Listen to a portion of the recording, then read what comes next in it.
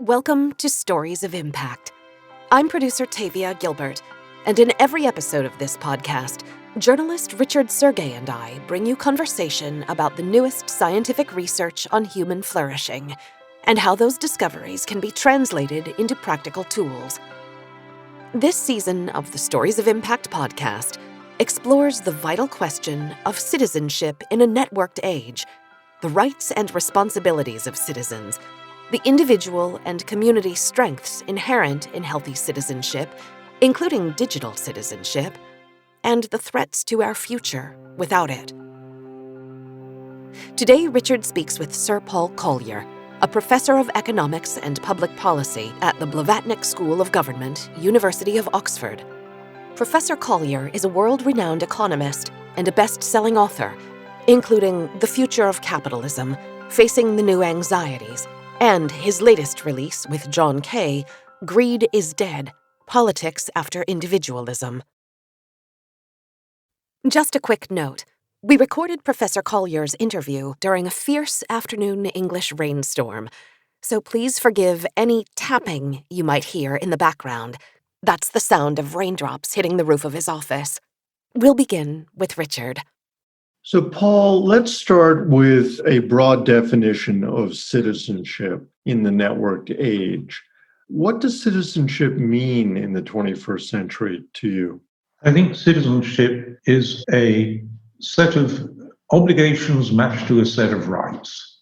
If you like, all the obligations add up to the ability to implement all the set of rights. So the rights and the obligations need to be a perfect match. If they're not a perfect match, it's the equivalent of printing more money than you've got goods to supply with. But it's this willing entering into these mutual obligations which add up to the pleasure of mutual rights. Obviously, the load-bearing bit is the obligations and the enjoyable bit is the rights. But I think it's very important to see the two things together. And it's not just about individual rights. It's about managing to build common purpose. A healthy society, the citizens manage to have a dialogue where they gradually forge common purpose that they would like to see achieved. And that common purpose then becomes a further obligation that everybody has to try and further that common purpose. Jean-Jacques Rousseau came up with the idea that if we don't cooperate with each other, we can only catch rabbits when we go hunting. But if we work together for common purpose, we can catch stags. And we get a lot more food out of catching a stag than out of a rabbit. So that was the first social science that recognized the importance of working together to forge a common purpose and then coordinating around it. So, Paul, help me understand when you use the term obligation. What does that mean? Well, at its very simplest level, it's the obligation to obey the law and pay taxes. That's the tip of an iceberg of obligations in a sort of healthy society. A healthy society works on a sort of presumption that people will behave decently to each other in 1,000 little ways. And some societies have this and some societies don't. If we give the example of the most successful society in Europe at the moment, is Denmark, where people have habitually built mutuality. And that played out when COVID struck, because we often present the discussion of COVID as, do you protect the economy or do you protect people? But Denmark has the lowest hit to its economy and the lowest mortality rates around Europe. So it's not chosen at which end of a trade-off, it's achieved both. And the reason it's been able to achieve both is that the Danish population is so used to cooperating together around a common purpose that here's a new common purpose. We want to get rid of COVID without destroying the economy. And so that becomes an obligation on everybody to behave sensibly. Older guys like me in Denmark would take precautions not to go to places where there are lots of young people playing about, right? we protect ourselves. Younger people would be careful not to kill granny. Right? And so the Danes haven't even had to close their schools at all because parents have behaved sensibly with their children. And so it's got this very low rate of mortality, but it's also got very little disruption to its economy. And so that's a population which is habituated to mutuality. Here's a new common purpose. You agree very rapidly to it because it's so blindingly obvious. You don't want COVID to destroy either the economy or kill your older people. And so they're very easily able to create new sets of obligations around be kind to your neighbor, be careful not to give this disease to your neighbor. That's basically it. Paul, what do you attribute that sense of commonality or common purpose to? Could it be that the Danes are a more homogeneous society to a much more multicultural society like the UK or the US? I don't think that's it, really. I think, first of all, Denmark didn't used to be like Denmark now. And if we go back to the mid-19th century, Denmark was bitterly divided between an arrogant aristocracy, very unequal society of the mid-19th century. So modern Denmark is a recent creation. I think it's had some pretty good leadership. It's got some very good leadership at the moment. Mette Frederiksen, she's not particularly well educated. She's a single mother, brought up kids on her own. And so when she says we to other Danes, they hear that we and say, yes, you're just like us. Actually, you've had a harder life than many of us. And so she can say, we all need to protect our population from this disease. And everybody says, yeah, that's right. We do need to. We need to take responsibility. And so that good form of modest leadership has been really very, very central to Denmark's style. It's not had a lot of command and control, we know best, that sort of leadership. It's had a sense of modesty about its leaders, I think. We know the United States, for example, has 4% of the world's population and close to 20% of the world's fatalities and those who have been infected with COVID. So how important is leadership to that sense of common purpose and citizenship in a society? Can you draw a straight line between Denmark's leadership and their low mortality rate and the US's in terms of leadership? What we certainly can draw a straight line between is this ability to see ourselves as a we, not as a one group looking at others and saying, you're they. And so an ability to see everybody as a common we, and then, yes, an ability repeatedly to forge new common purposes and then work towards achieving them. And as you do that, you start to become confident that, yes, we can do this sort of thing. Stuff will happen that we didn't expect. New needs will arise, and we'll struggle collectively to try and implement this new common purpose. And we'll get there step by step. We'll learn what works well, and we'll do that. Leadership is, I think, really important in being able to build a common purpose, because common purpose is a coordination phenomenon. People all have to agree on this is what we're trying to do, and these are some good ways to do it. In the case of COVID, that needed to happen really fast. We learned about COVID in January, and so very quickly we needed to behave responsibly towards it. Widespread moral load bearing across society. Families, firms, communities all needed to behave in a responsible fashion. Wear masks, don't congregate in big groups, the higher risk group trying to shield themselves from a lot of interaction with the young trying to get on with their lives without endangering others. So good leadership speeds that process of coordination. I mean, if we just compare, clearly in Denmark, people rapidly coordinated around this principle you better take care of your neighbor. And in America, as I remember, what happened at the onset of COVID was queues outside gun shops.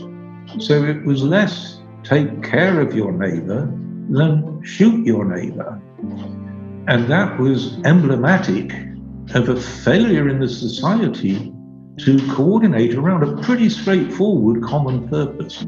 As you say, leadership must have had a role in that, but it's sort of not just the leadership of the last couple of years. It seems to me somehow it's gone back in society over the last 40 years. Connect the we and decision making. I'm assuming that we makes for a better decision and a better societal decision making process. Is that correct? It does, but it also is, we have to have a we in order to get some common purpose. And by having a we, by participating in building that common purpose, feeling that our voice has been heard, if everybody's voice is heard, then we own this common purpose. It's our purpose as well as everybody's purpose. And that's the key step in taking responsibility, to feel that this purpose is co-owned by me. I was part of reaching that. And so a healthy democracy is a continuous process of dialogue in which people hear each other rather than just shout at each other. And America used to be like that to a large extent. If we go back to the 1950s and 60s, it wasn't a perfect society by any means. There were whole excluded groups of American citizens, shamefully. But it was a much more listening and we-based society than it is now.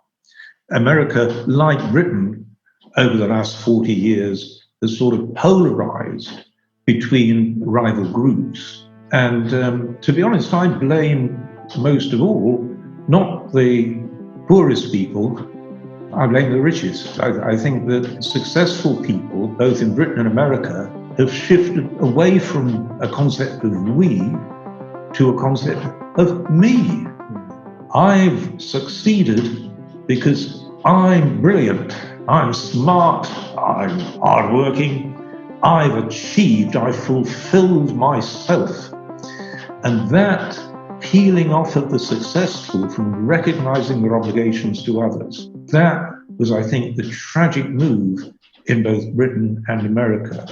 We're very much aligned here with Michael Sandel and his new book, The Tyranny of Merit. We both see this as a case where the hyper-successful peeled off from mutual identity and started to celebrate their own individuality. And they did that just as the big gaps were opening up between themselves and the less successful. So just as the less successful needed to be able to claim obligations from the successful walked off. I'm a communitarian. Greed is Dead is very much a communitarian book. I want to jump in here because what Professor Collier just said is so dense with meaning and moves so quickly, I don't want it to pass any of us by. First, Professor Collier calls himself a communitarian, and I had to stop to look that up. The Encyclopedia Britannica defines communitarianism as a social and political philosophy that emphasizes the importance of community in the functioning of political life, in the analysis and evaluation of political institutions, and in understanding human identity and well-being. But I still wasn't clear what he was communicating when he said, "Greed is Dead" is very much a communitarian book. I emailed him to ask him to clarify his meaning, and he responded this way. We mean by greed is dead that the arguments that sought to justify greed are intellectually now indefensible and will gradually be abandoned. And so we are currently at peak greed because the new understanding of human nature will lead societies to become more communitarian. Now that's clear to me. What remains unclear is whether we might move toward more communitarian societies through creative vision, problem-solving, and civic participation, or out of necessity, because society is no longer functional. Richard alludes to the same question. Are we living through one of those moments where democracy has been or is being derailed? It's threatened. It's threatened. It's not yet derailed, but it's threatened. There really is no alternative to democracy. The region where I work on a lot of the time, Africa, had about 30 years of autocracy. It had so many dictators, I couldn't count them anymore. It was a disastrous phase. If we believe that autocracy, dictatorship produce solutions, just look at that experience. They don't. Right? What works is a society that's able to build common purpose. And that we're all hardwired by evolution to be capable of forging common purpose in a community. That common purpose has to be well informed, and the community has to be a big, inclusive community that is coincident with the nation, because the nation has so much power, political power, that it's vital that that political power is used for the common good and not just for one group against another. For both democracy and society to be successful, you've written about communicating the same narrative in terms of helping understand facts and truth. When there are oppositional narratives, fake news being an example, it can damage democracy, correct? Oh, massively so. I mean, democracy depends upon building an informed citizenry. And an informed citizenry needs to basically have common narratives. We understand our world or misunderstand it through narratives. And there are really some very extraordinary polarized narratives going around in both Britain and America. I mean, the notion on both the extreme left and the extreme right that the state is some sort of conspiracy and that COVID is a sort of invention of a power-obsessed state. It's such an extraordinarily false portrayal of facts that it's astounding that in a well-educated society like America and Britain, anybody could hold these views, but they're actually there in both societies.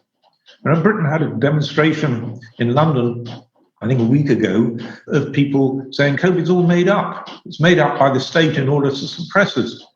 It's hard to place those people on the political spectrum. It's not hard to place them on the mental spectrum. So, if I understand you correctly, then a healthy society manages to communicate the same narrative or similar narratives across the spectrum. Is that correct? And that those narratives are well informed. People understand their world or misunderstand it through the narratives they hear and accept.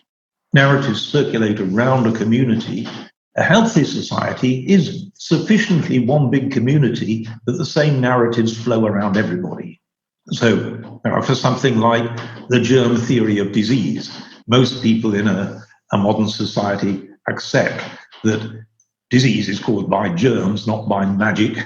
And so that's an example of a scientific theory which gradually spread and produced a well-informed society, which then behaved more sensibly towards illness.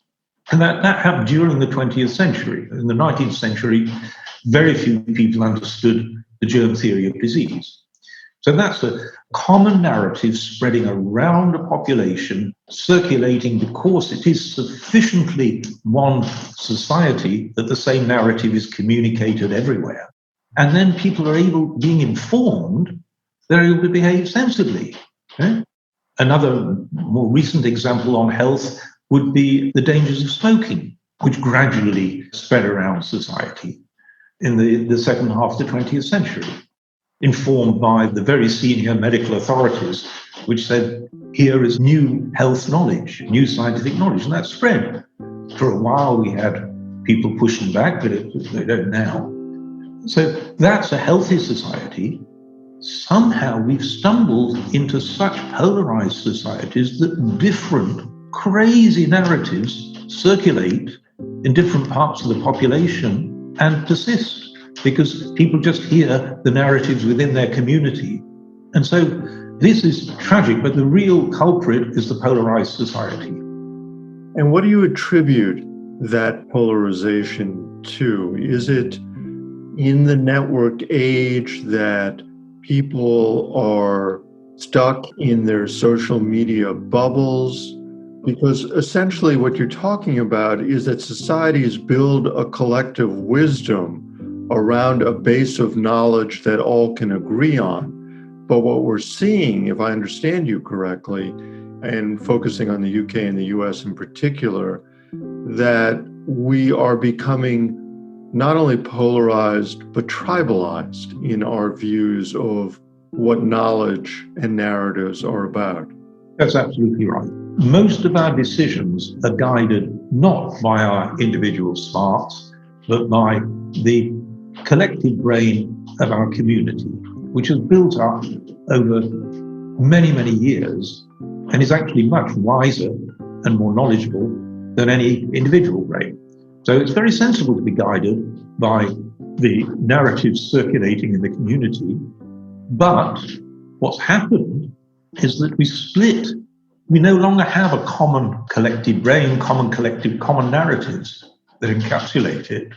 We've got this vicious polarization brought about partly by the peeling off of the successful into this individualism, meretricious, I deserve it culture, and partly by a sort of grievance culture at the other end of society, which comes up with rival accounts of everything.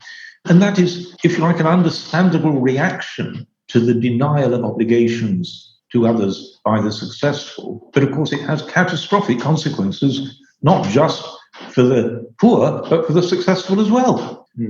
America's got such a high mortality rate from COVID, even amongst the successful, because it's not been able to do what Denmark's done and build a quick acceptance of a new common purpose, and everybody behave with the same narrative of this is what we need to do. America's deeply split, even more so than Britain, as to what we need to do to contain this illness. So let me ask you, since our conversation is based on this new Oxford report called Citizenship in a Networked Age, can technologies like machine learning and AI and similar sorts of things help us out of this potential morass of polarization, or is it, in fact, increasing polarization? Certainly the social media to date has actually, by and large, amplified divergence because it's enabled people to join into echo chambers where everybody agrees with each other. It doesn't have to be like that. It doesn't have to be like that at all.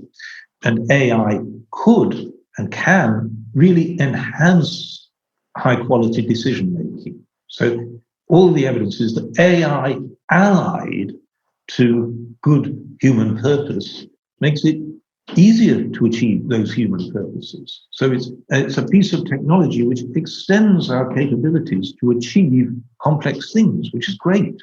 Yeah?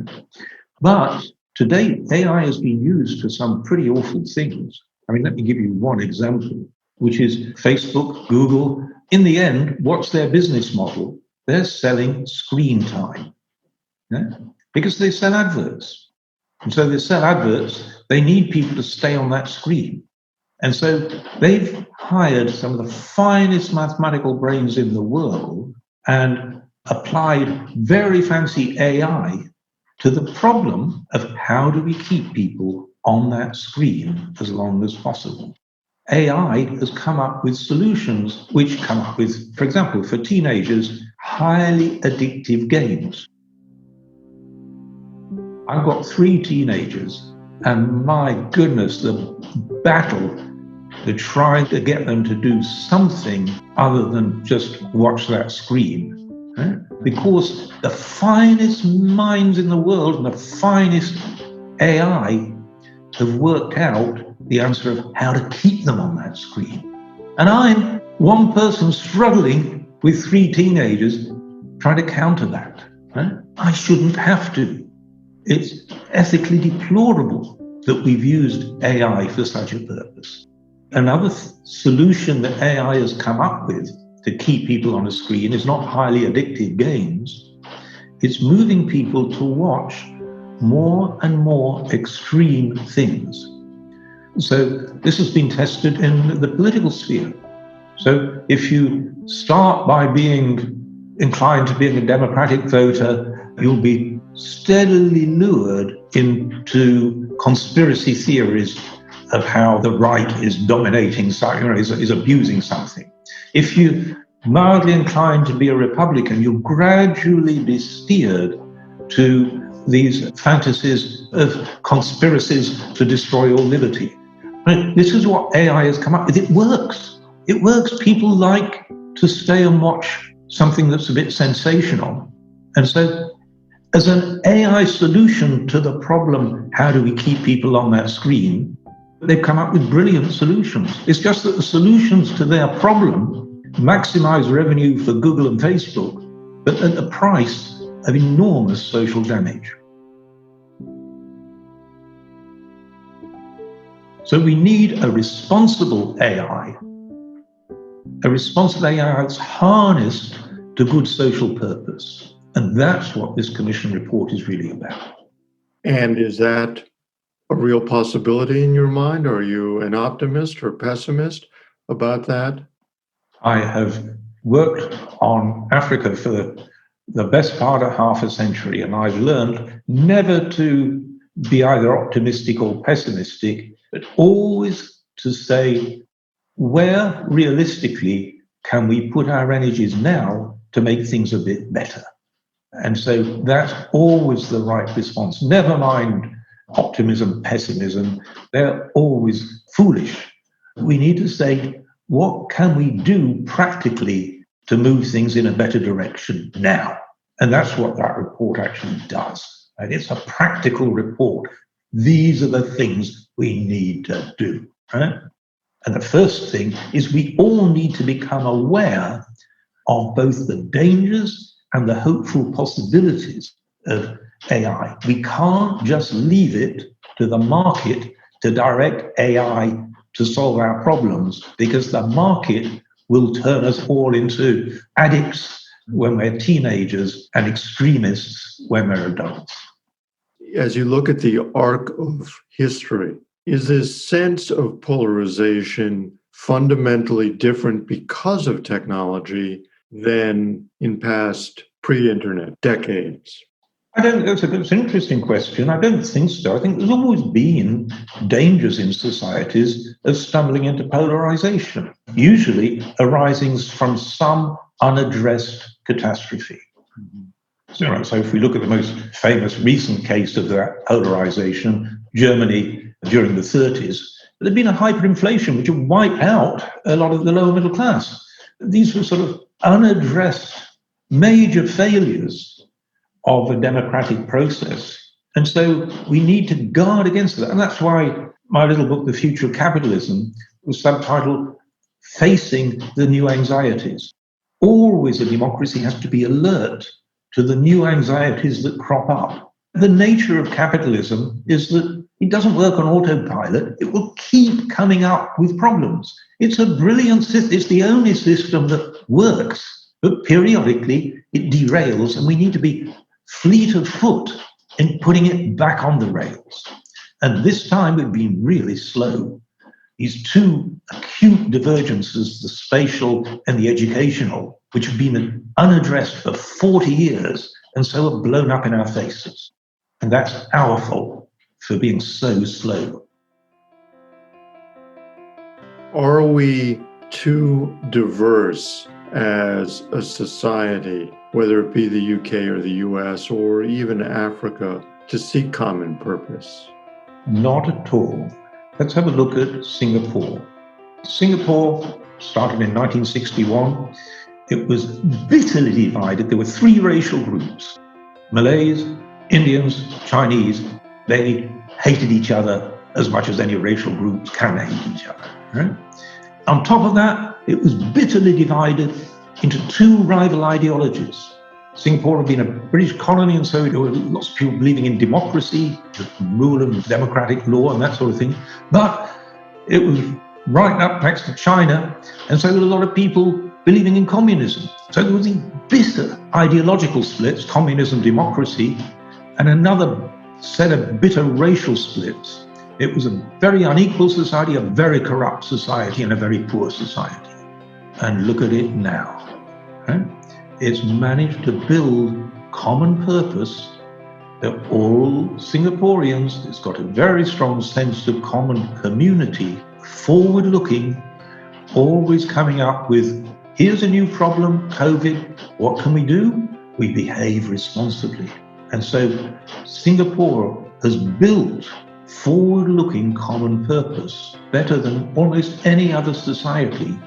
And it started doing it in 1961. It turned a society that was bitterly divided and ethnically, culturally very diverse into one that is absolutely capable of common purpose. Of course, people still have racial identities, right? But they've overlaid that with a sense of shared identity. We're all Singaporeans. And that's what, you can't get more diverse than men and women. But on the whole, we managed to unite in a common purpose, which is let's have some children and bring them up. So diversity is great when you bring complementary diversity together around some common purpose. If men and women can do it, and if the Chinese, Malays, and Indians can do it, America can do it. It used to do it, except shamefully with one racial group that it excluded, but America was a melting pot of all sorts of different European identities. People didn't destroy those identities, but they forged an additional identity that they shared in common, and that was great. You can do it again. Perhaps a paradigm for other societies around the world. Paul, thank you. Your wisdom has been incredibly important as we dive into this topic of citizenship in a networked age. Thank you. Thank you very much for talking with me. Since we spoke with Professor Collier, we've had an election in America, and after a long wait, a winner has finally been announced. For millions, the outcome is not only a bitter disappointment, it's worth waging war, if only in the courts. For millions of others, it's cause for dancing in the streets, not figuratively, but literal dancing in the streets.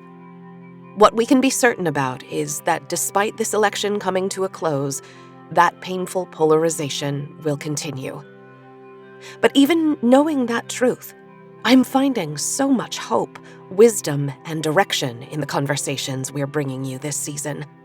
As I shared with you last week, I'm shifting how I communicate, slowing down before I respond or react on social media, deepening my critical thinking, and recognizing the importance of the work that lies ahead, for individuals, for communities, and for nations.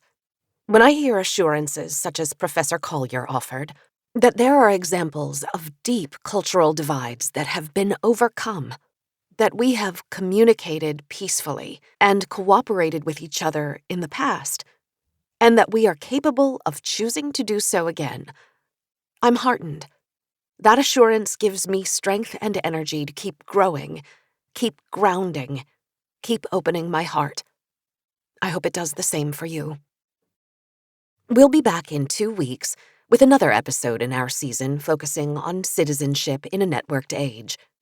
This time, Richard speaks with Baroness Honora O'Neill, retired professor of philosophy from Cambridge University. Professor O'Neill speaks with Richard about the ethics of communication in our networked age. Here's a clip from that conversation. Well, in a world where a lot of people think shouting is the civic virtue, listening is quite hard. And it's also in a world in which we don't think about civility, listening is made even harder. Why do we hear so little about the various virtues that communication requires? Truthfulness, honesty, civility, decency, all things that are familiar to many of us from early childhood. Why are we so little focused on them? Why do people constantly emphasize these standards that we have in the human rights documents, the right to freedom of expression and the right to privacy, and nothing else? We look forward to bringing you the full interview with Professor O'Neill next episode. In the meantime, if you like today's story of impact, we'd be grateful if you'd take a moment to subscribe to the podcast, rate and review us, and if you'd share or recommend this program to someone you know. Your support helps us reach new audiences. For more stories and videos, please visit storiesofimpact.org. This has been the Stories of Impact podcast with Richard Sergay and Tavia Gilbert. This episode written and produced by Talkbox and Tavia Gilbert. Assistant producer Katie Flood. Music by Alexander Filipiak. Mix and master by Kayla Elrod. Executive producer Michelle Cobb. The Stories of Impact podcast is generously supported by Templeton World Charity Foundation.